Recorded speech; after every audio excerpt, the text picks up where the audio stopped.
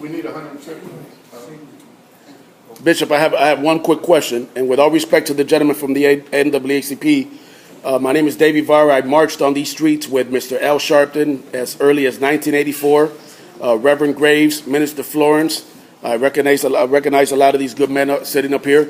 So the history goes back. So you got to understand, to me, it's personal. My dad passed in 93, and he died never seeing a true, and I mean true, civilian review board with real subpoena power.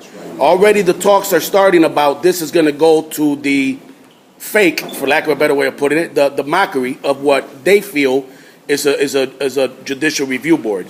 With all respect to the NAACP, as someone more from the outside looking in, meaning I'm not a part of the clergy, what is going to be different today? Because we've sat in here when your relative was punched by white cops on Jefferson on the, near Plymouth Avenue more than a year ago.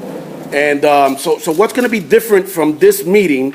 Because with all respect, I do this every day. I mean, those that know my work, I just put a video out there. I just helped yesterday take the story viral while I had to almost, harder than talking to a girl when I was a teenager into a date. I had to enamor the mainstream media to please come and shed light on this when finally 15, 16, 17 hours later, they came around. So I'll wrap up now. What is going to be different this time so that we're not just a bunch of church members, you guys, speaking out once in a while when something happens, but actually doing something every single day as a proactive measure to prevent those things from happening? Okay. I'm glad you asked that. As we speak, we have an attorney that's representing us. This is going farther. It's going all the way to the court system. And we're looking for justice. We hope we find it, but it's going higher. It's going to the courts.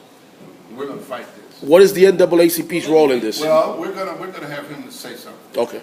But we're all stand as a united front. We're all together. We're not separate.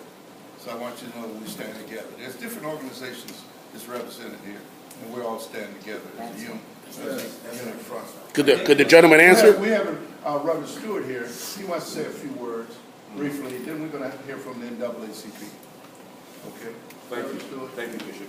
Good morning, everyone. Slide the microphone down, please. I watched the video of the vicious criminal assault against Brenda Hardaway, a pregnant woman, by a thug of the Rochester Police Department. To me, it was reminiscent of the 60s civil rights movement, in which Mississippi police terrorized black men and women with physical violence. And this brutal act committed against Ms. Hardaway was offensive, inexcusable, inappropriate, and ultimately defied all logic. I viewed this cop wrestle with this woman. He struck her in the back of the head and alternately choked her from behind. Placed her in a half Nelson, placed her in a full Nelson, forced her to her knees, while the other officers looked on smiling. Another officer was telling the victim to calm down when he should have told the police officer involved to stop what he was doing and allow another calmer, disciplined police officer to handle the escalation of the situation. This officer was out of control. In fact, those attempting to pull the young man off of the porch had no grounds to do what they did. This situation would have never happened in a white neighborhood involving a white woman.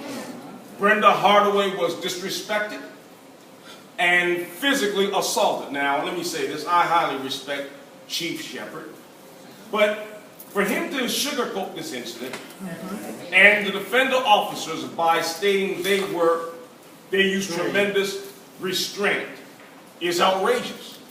Is he blind? Yes. Did he not see what I saw? He did. I didn't see any tremendous restraint. I saw barbarism. I saw thuggery. I saw savagery. This disrespect of black people has been going on for a long time. It is a new low in Rochester police community-based relations.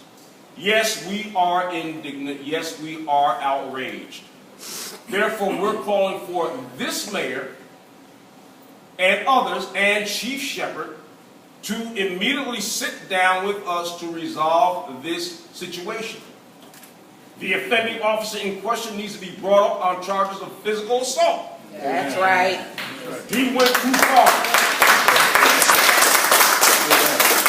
A charge of assault needs to be filed against him by the district attorney's office. But we know that's not going to happen. We need to go further. We need to go to the Federal Department of Justice. That's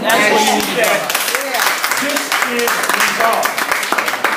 The other question is, why didn't the other officers prevent, intervene, and calm down this rogue cop? That's right. They immediately should have removed him out of the situation. That's right. Why didn't they act in a responsible manner? So in the final analysis, some will say what happened was lawful.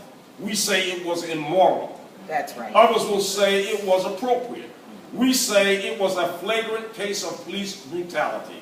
That's right. Some will say Brenda Hardaway deserved it. We say suppose it